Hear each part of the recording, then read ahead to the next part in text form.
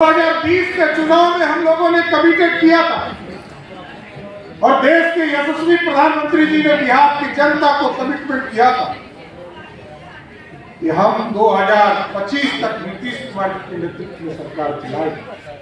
और 2025 के बाद भी यदि आप चाहते हो कि समाज आगे बढ़े, समृद्धि हो, बिहार की भाजपा बढ़े, तो 2025 में फिर से एनडीए की बहुमत वाली सरकार बनाना है।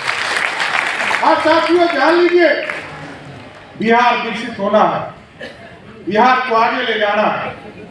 और अब तो हम लोग लड़ रहे थे लगभग 14-15 महीने से लगातार महागठबंधन के लोगों से लड़ने का काम कर रहे थे। और जब आप जाते होंगे किसी चाय के दुकान पर तो लोग पूछते होंगे कि आरक्षण का समर्थक कौन है, तो लोग कहता होगा कि राजद वाले सबसे ज्यादा समर्थक। लेकिन साथियों ये स्पष्ट रहिए, 1990 से लेकर 2005 तक बिहार में लालू प्रसाद जी और राबड़ी देवी जी की सरकार चली। एक व्यक्ति आपको नहीं मिलेगा जिसने आरक्षण को दिया हो। एक व्यक्ति नहीं हो, चाहे वो पिछड़ा हो, अति पिछड़ा हो, महिला हो, दलित समाज हो या अगला समाज हो, किसी समाज को लालू प्रसाद जी ने 1% आरक्षण देने का काम नहीं किया। लेकिन भारतीय जनता पार्टी चाहे सरदार कर्पूरी ठाकुर जी के नेतृत्व में काम किया हो, तब भी हम आरक्षण के समर्थक 1977 में हुए। कांग्रेस गाली दे रही है। सरदार जगदेव प्रसाद जी की हत्या यदि किसी ने करवाया तो कांग्रेस पार्टी ने करवाया। आज 2005 में जब नंदकिशोर जी बिहार सरकार में मंत्री हुए, प्रेम जी हुए, सुशील मोदी जी के नेतृत्व में भारतीय जनता पार्टी थी, पहली बार अति पिछड़े समाज को आरक्षण दिया। पहली बार महिलाओं को 50% का आरक्षण देने का काम किया, दलित समाज को आरक्षण देने का काम किया।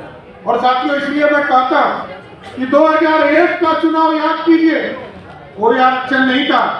लालू जी, राबड़ी जी मुख्यमंत्री थे, लेकिन ना पिछड़े को, ना दलित को कोई आरक्षण नहीं था, कि पिछड़े को भी आरक्षण। इसलिए साथियों भारतीय जनता पार्टी सबका साथ, सबके विकास की बात। और 70 वर्ष के बाद जब लगा इस देश में उच्च जाति समाज के लोग भी गरीब हो गए, तो उनके लिए भी आरक्षण देने का काम किसी ने किया, वो नरेंद्र मोदी की सरकार।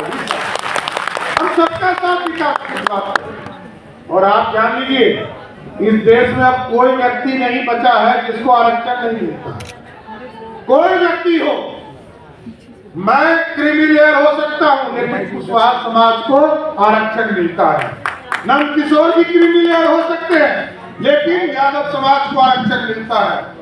यदि विजय सिन्हा जी होते तो विजय सिन्हा जी को नहीं मिलता, ये मैं मान सकता हूं, लेकिन भूमिहार समाज को भी आज देश में आरक्षण की व्यवस्था है। साथियों कोई समाज नहीं बचा, सब आरक्षण में है। और ये तब संभव हुआ जब भाजपा सरकार में रहती है। साथियों लालू जी चिकर चिकर के कहते हैं कि मैं जो है मैंने मंडल कमीशन लागू करने का काम किया। आपको साथियों जानना चाहिए, भाजपा के कार्यकर्ता साथियों, 1989 में जनता दल जब पीपी सिंह जी के नेतृत्व में काम कर रहा था, तो मात्र 143 सांसद उनके पास थे और कांग्रेस पार्टी के पास 200 सांसद थे और भाजपा के पास 84 सांसद। भाजपा ने समर्थन दिया, इसलिए आज ओबीसी को 27% आरक्षण मिलता है। साथियों उसका भाजपा का क्रेडिट। इसलिए हम पूरी तरह इसके समर्थक हैं कि भाजपा तब तक आरक्षण जारी रखेगी जब तक गरीब उत्थान नहीं होने का काम करेगी। इसलिए साथियों मैं यही आग्रह निवेदन करूंगा कि जो सरदार जगदेव प्रसाद जी ने जो सपना देखा था इस देश के, आज देश में गरीब का बेटा, चाय बेचने वाले का बेटा इस देश का प्रधानमंत्री है। लोग सपना देखते थे कि कोई गरीब का बेटा देश का प्रधानमंत्री बने, लेकिन आज भाजपा ने तय किया और देश के गद्दी पर और देश के लाल किला पर कोई तिरंगा फहराने का काम कर रहा है। उसका नाम है नरेंद्र मोदी साथियों। यही है, और इसलिए मैं कहता हूँ कमिटमेंट वाली पार्टी जो एक बार कह दिया उससे पीछे नहीं हटना। एक बार आज से 70 वर्ष पहले